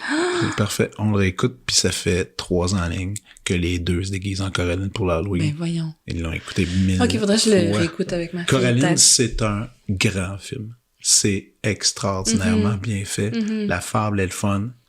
C'est rough, c'est weird. C'est rough, la mère. Là. Oh, la mère. C'est ça qui fait peur. Mais c'est beau, la musique est le fun, tout ça. Puis écoute, je sais pas, nous, on a eu un play. Écoute, moi, c'est moi qui ai quand même magasiné les costumes pour la Coraline. J'ai trouvé j'étais allé à Renaissance trouver la sacoche rouge, pareil, le petit imperméable jaune. Mais c'est une manière de se l'approprier, de se désensibiliser aussi. Puis d'avoir du fun. Puis il faisait l'inverse. Mettons, il y en a une qui faisait le chat, puis l'autre Coraline, puis après, il faisait l'inverse. Tout ça, tu sais, ils se sont déguisés là-dessus. Ouais, c'est comme, mais Coraline, c'est un film formidable. C'est le premier vrai film d'horreur pour enfants, selon moi, c'est Coraline. Puis aussi, c'est parce que ça confronte l'enfant au désir des parents idéaux. Oui. Puis se sentir mal d'avoir cette pensée-là. Oui. C'est écœurant. C'est brillant. En tout cas. Je suis vraiment amour-haine avec Coraline. Là. Parce qu'elle t'a réveillé une couple de fois. Très souvent, là, en pleurant. C'est juste une fable, justement. C'est juste une histoire. Mais même qu'elle se réveille, c'est super. C'est bon. Moi, je trouve qu'avoir peur, c'est bon. Parce que ça veut dire qu'il y a des trucs qui te dérangent. Tu sais, tu peux pas vivre. Moi, le monde les parents qui isolent leurs enfants de regarder c'est des images d'horreur, je dis, pourquoi? Ça va être pire plus tard. Puis l'horreur, surtout l'horreur réelle des guerres, toutes les images de guerre qu'on voit, c'est 1000 fois plus épeurant que ces films-là. Autant se préparer à gérer la peur. On veut pas parler de peur. C'est bizarre, ça. C'est un autre sujet que, non, les enfants, non. Il faudrait justement que le monde soit parfait, puis qu'on leur cache que le monde est dur jusqu'à 15 ans. Puis tu peux le dire, j'ai peur. Tu sais, moi, je leur disais toujours, pendant le film, dites-le. Quand vous avez peur, dites j'ai peur. Dites-le. C'est bon, c'est correct. On va apprendre à se connaître. Tu sais, c'est pas, en tout cas. Bref. Je sais pas. J'ai la misère à avoir de Avec quel âge, là? Elle a 7. Mais non, mais je pense surtout à moi, là, ma fille, peut-être qu'elle est plus courageuse que moi, mais moi, elle Écoute, je peux pas écouter des films d'horreur, ça me... Ah ouais. C'est ça me hante littéralement. Ça me paralyse. Mais c'est encore mieux, ça, parce que moi aussi, en passant, les films d'horreur, j'ai peur, là. OK. Moi, je vais à la ronde. Mais t'es-tu J'ai capable peur. d'aller aux toilettes la nuit? Moi, c'est juste que là... OK, ouais. Des fois... C'est quand même handicapant, là. Ouais, des mais fois... je comprends, faut transcender la peur, là, puis être courageux, mais... Mais je vais être honnête, moi aussi, des fois encore, je vais à la salle de bain la nuit, puis je suis comme... hey, ce film-là, c'était un peu trop. Puis c'est correct. C'est le fun. Okay. Ça fait partie de... C'est amusant. En plus, il faut que tu t'amuses avec ça, parce que tu te gardes. Voyons, je suis bien niaiseux. Ça va être correct. Oui. Tu sais... Mais t'as un plaisir à avoir peur. Moi, la fois que j'ai le plus peur de toute ma vie, une des fois que j'ai le plus peur, c'est en faisant du camping l'année passée, tu sais. Moi, genre, je m'en fais... Puis si tu veux parler d'une vraie peur, là, moi, première fois que je fais du camping avec mes filles, dans une tente, on sépare tout le monde 2 par 2, j'étais avec ma plus vieille. Et là, à un moment donné, je fais « Ah non, j'ai envie d'aller pisser. » Puis là, j'entends tellement de bruit autour de nous. Puis puis moi, j'étais comme « Ah, ça y est, il y a des ours. Ça y est, c'est fait. Il y a des ours. Je peux pas aller pisser. » Non. Puis là, je m'imagine 1000 affaires. Puis moi, je suis pas un gars de camping. C'est ma première fois en famille. Alors, je pourrais peut-être prendre ma bouteille d'eau, la vider, faire ça dedans. Non. Puis là, je fais, ah non, j'ai pas le choix, faut que j'aille. Je sors dehors. Et là, tu sais, je mets ma frontale. Puis là, je regarde, puis on était sur le bord de l'eau. Il y avait un orignal gigantesque. Ah, non, mais chanceux. Puis il y avait un troupeau qui était mais là. non. Un troupeau. Comment ça, chanceux? Pas en tout. Mais non, mais parce c'est que merveilleux. moi, j'étais là avec ma frontale, je dis, si je leur fais peur, puis qu'ils chargent sur nous autres. Mais non. Hey, ça arrive, ces affaires-là. Ils sont gigantesques. Je me suis mis à avoir la chienne. Et puis là, écoute, j'ai résipé, j'ai mal dormi. Le lendemain, j'étais pas du monde, j'étais pas de bonne humeur. Mais non, c'est sûr. Ah, j'étais stressé, mais stressé, là. T'as quand même une chance inouïe, là, de voir ça. Tout le monde après le lendemain. Qu'est-ce que t'as vu? J'ai fait, un orignal. Quoi? Puis des orignaux? Des orignaux. Puis il y avait un troupeau, puis tout ça, puis ils buvaient au bord de l'eau. Puis ils se baignaient, puis il faisait super chaud. Puis on est comme, comment ça, t'as vu ça? J'ai tellement eu peur, j'ai regardé vite, puis je suis parti. Ah, mon Dieu, c'est la meilleure, celle-là. Ça, c'est dans les 5 dernières années, la fois que j'ai eu le plus peur de toutes. Pas un film qui m'a fait aussi peur que ça. Ah, t'es vraiment spécial. T'as pas les peurs à la bonne place, on dirait. J'ai pas eu peur à la bonne place. J'ai peur de la nature. Un peu quand même. C'était prévisible, la nature. Pas peur des assassins, des tortionnaires, des psychopathes, films. mais non. Tu sais, les ours, pis tout ça, moi, en tout cas, peu importe. Ta deuxième œuvre. Ouais, là, j'ai sorti ça de ma bibli. Tu sais, c'est Gabriel-Antoine Roy qui m'a offert ça pendant le processus de même mois. Puis Gabriel-Antoine Roy qui est un super acteur. Et c'est quoi? C'est Notes d'atelier de Antoine Larocque. OK. Antoine Larocque qui est un artiste visuel qui habite à Victoriaville, si je me trompe pas. OK. Puis c'est ses notes d'atelier. À un moment donné, il a décidé d'écrire tout ce qui lui passait par la tête puis d'éditer ça. Puis j'aime ça quand je vais aller, je viens de mettre une page de ça. T'as l'air d'un artiste engagé, toué, pour survivre au bac en art, triple microdose. Va dire ce qu'il faut pour avoir l'air progressiste. T'es pas un artiste, t'es un étudiant en art. T'es juste créatif quand t'as un boss, t'as un prof ou un client te le demande. C'est drôle. C'est pas pire. C'est pas pire. Moi, la première citation, t'es pas un artiste, t'es un adulte. ça, j'aime ça. C'est ça, j'en ai coché une couple là, que je voulais te lire, mais c'est ça. Je le retrouve pas, mais... ça, je vais aller me l'acheter. Ça, c'est mon genre de carnet. Ah oui, ça c'est une de mes meilleures. Vas-y. Le monde dérape, puis les artistes ont la chienne de dépasser en coloriant. Elle est pas pire, celle-là. Pas pire, ouais. Puis, c'est ça, la première que j'ai lue, que je pense Gabriel Antoine m'a fait lire, c'était... je me souviens plus, là, je la trouve plus, c'était « Bravo pour ton prix, mais t'es quand même un Christ de suiveux. » Puis là, ça faisait pas longtemps que j'avais reçu le prix, là, des prix de la danse. J'ai reçu un prix. OK. Puis c'est pas il y a 2-3 ans? il y a 2 ans. OK. Puis là, je lis ça.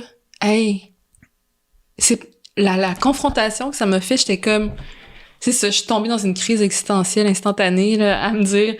Ah, ben là, j'étais fière de mon prix, mais c'est-tu parce que j'ai comme suivi ce qu'on voulait, ce qu'on attendait de moi, que je l'ai eu, ou est-ce que je suis vraiment restée intègre, ou si j'ai voulu répondre à des attentes? En tout cas, ça m'a vraiment joué dans la tête, mais c'est bien, ça. je l'aime ce livre-là parce qu'il est complètement irrévérencieux.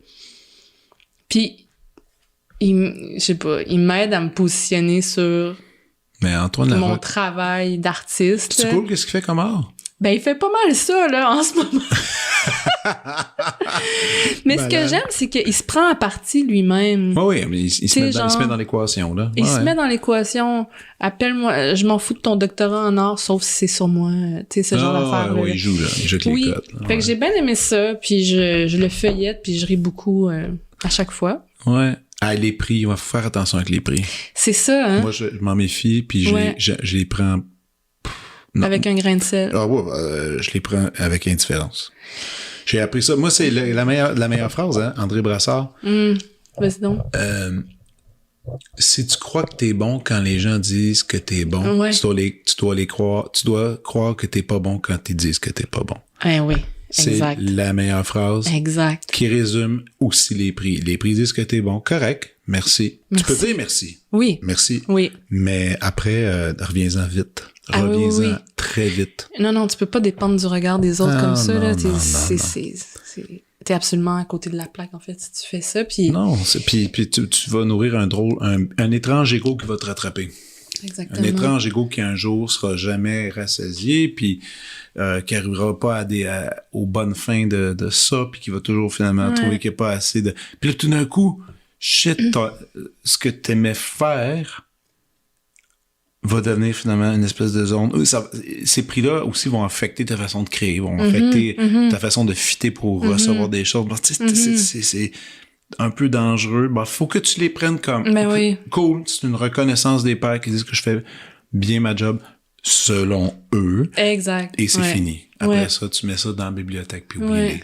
Non, mais ça repose complètement la question de l'ego qu'on nommait tantôt. En tout cas, ce livre-là, il m'aide à faire ça. Ça m'aide à me positionner. Je suis vraiment fière de ce que j'ai fait? J'aime-tu vraiment ça? Ou c'est parce que je suis en train de me voir dans le regard de quelqu'un d'autre? Ouais. C'est vraiment intègre? Ou, en tout cas... J'ai déjà reçu des prix pour des affaires que je pensais jamais être nominé. Puis là, je faisais puis là, je recevais. Puis je disais, coudonc. Merci. Merci. Il faut être reconnaissant quand même. Mais... Je repense toujours un peu à une des meilleures shots de prix. C'était les Cowboys fringants qui étaient à la disque, qui reçoivent le groupe de l'année. Les gars étaient dans la salle, ils montent, font hey, merci tout le monde, mais on n'a pas fait de show cette année. Mais merci quand même. Bye. puis c'était rien que ça. Parce que je pense qu'il n'y avait pas fait de show de l'année. Il y avait un album qui roulait bien gros à la radio. Puis il n'y avait pas d'autres bandes. Puis eux, ils ont gagné, ils se sentaient super mal d'être là. Ils étaient comme t'es comme OK, correct. Mais ça, c'est.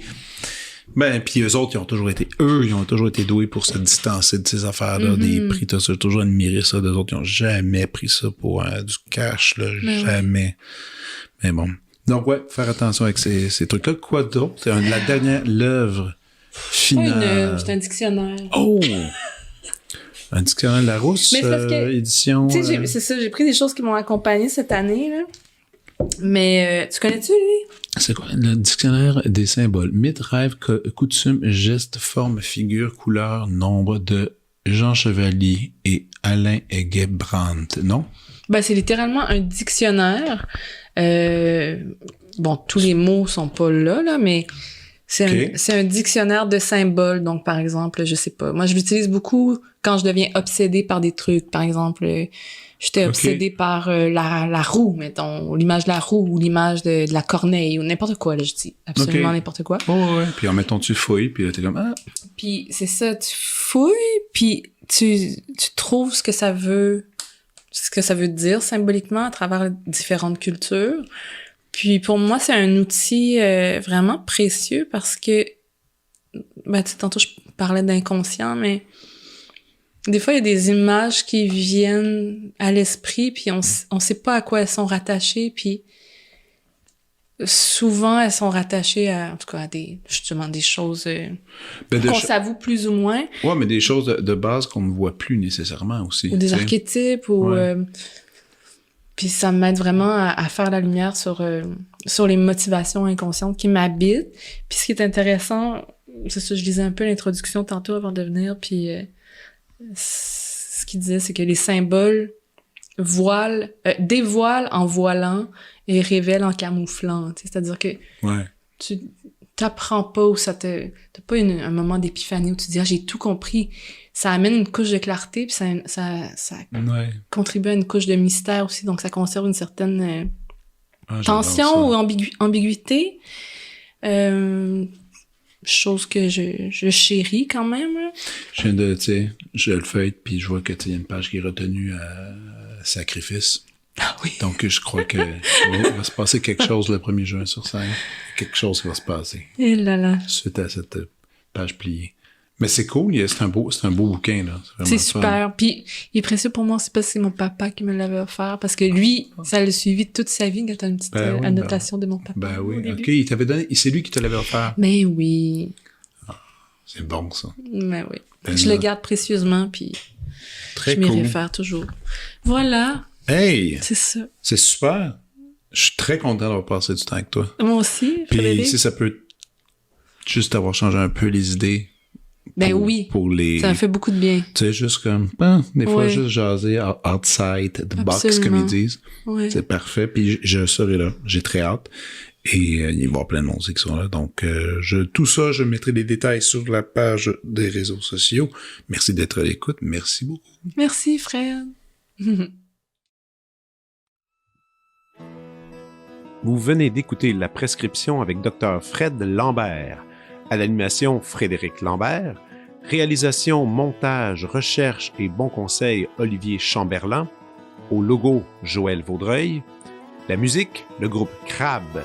Jérôme Minière, Philippe B., Ben Chimie, Guillaume Beaulieu et Vincent Vertefeuille. Merci d'avoir été à l'écoute et à bientôt.